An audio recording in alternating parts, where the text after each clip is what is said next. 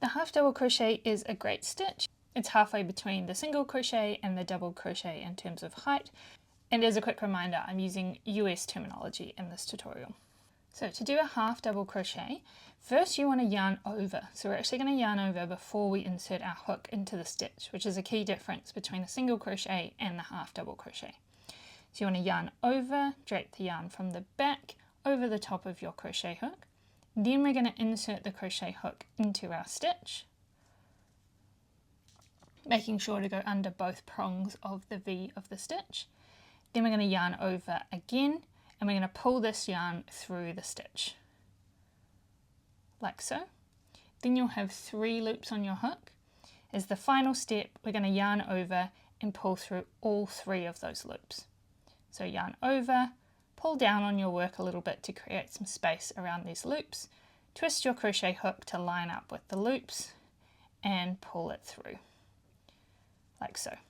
And that's a half double crochet. So one more time, yarn over, insert your hook into the stitch, yarn over and pull up a loop. You'll have 3 loops on your hook, yarn over, pull through all 3 loops.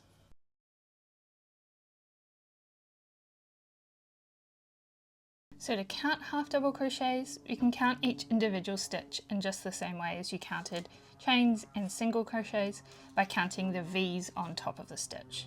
This is 1, 2, 3, 4, 5, 6, 7, 8, 9, 10 half double crochet stitches.